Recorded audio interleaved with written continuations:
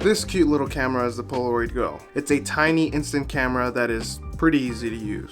It's super portable and it's perfect for parties, your daily exploration, and even for your doggo. This camera is fun to use, but the one thing I want to focus on is its capability to take double exposure photos, and that is the subject for today's video. Now, double exposure is when you take a picture, change your location or subject, and then take another picture. The pictures do their thing together and then combine themselves into one. They essentially become one exposure. They pretty much just like overlap, you know what I mean? And today we aren't doing double exposure digitally because you can easily just take two images and throw them together in Photoshop to achieve the same effect. No, we're doing this on film, and the Polaroid Go uses film. Now, when I was using the Polaroid Go, I found out that it's pretty easy to use its double exposure feature, TBH, to be honest. Lol. Rawful. Let me show you MF first.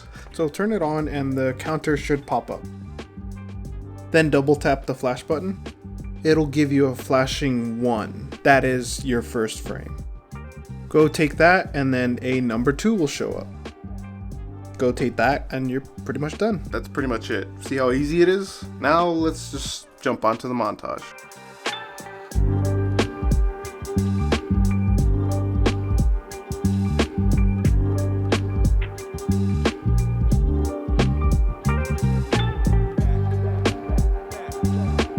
This thing is pretty fun to mess around with.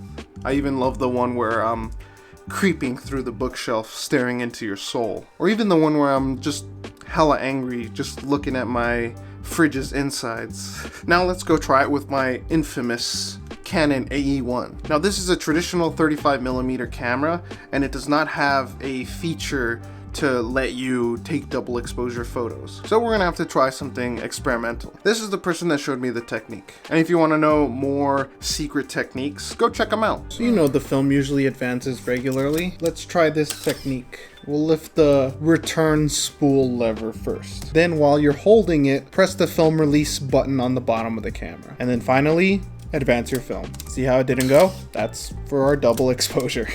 To shoot this roll, I went to Portland, just to mix it up.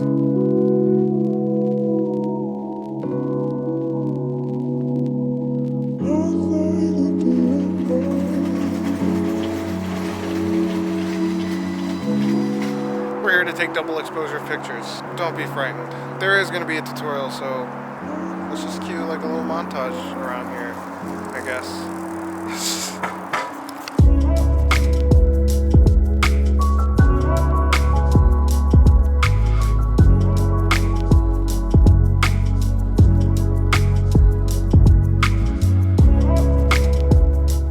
I really love the environment over there. The trees were changing, the leaves were changing color, and they were just all over the place. It looked pretty dang nice. I had a really great time. The pictures though, they did not come out the way I wanted them to. But screw it, that's why we take the time to experiment. I did end up cropping some out just to get that thick black line out of the frame because it's very distracting. And I salvaged my favorites. The one where I rotated the horizon 180'd it and did double horizons. That one's cool as fuck.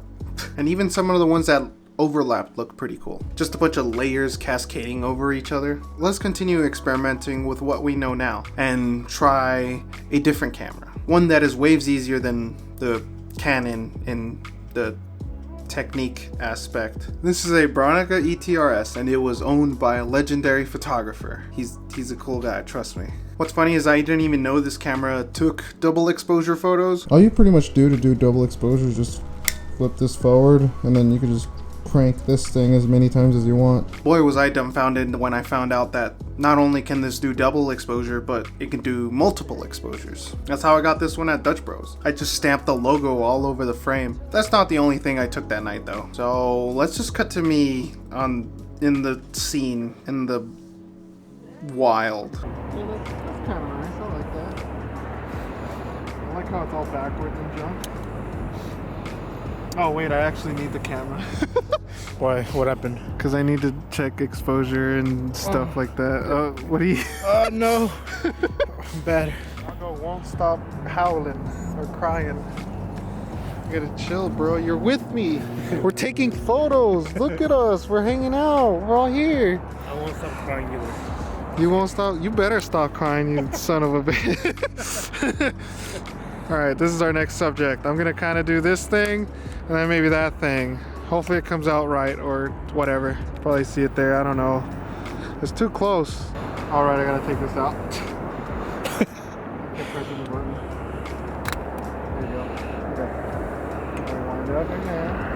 Let's move over here.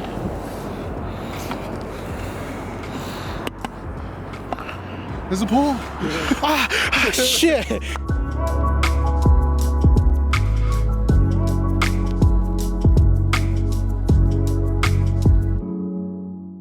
Now these did turn out better than the ones in the Canon because, well, they're not split apart. My absolute favorite was the ones where I lined up all the shells together and then told my friend to strike a 007-esque pose, and this portrait slash macro thing happened. I don't know, it looks pretty cool. I also tried to put a card over the lens and expose multiple times to try to get these cool split exposure shots where my cousin is on one side of the frame and my friend is on the other side. Some came out better than others, but I genuinely like them all because they're tied to a fun event where we're just chilling, shooting out in the middle of the desert. It's always a fun time with them boys.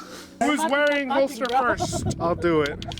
Clip me, boy. Clip me, boy. Fucking get shot. Yeah, bro. And yeah, it's pretty fun to experiment with different techniques and different cameras. It gets you out of your comfort zone to try new and weird things out, to produce images that you would have never even captured. That's what the series was all about. It got me out of the house and I went to go shoot different and weird stuff, and honestly the way to get better at photography is just go out and do. You know what I'm saying? Just go out and shoot. Yeah, hopefully you enjoyed this video. Hopefully you enjoyed all the other ones. This is Salem signing off for a time being. Well, I'll see you guys next week for the end of the year.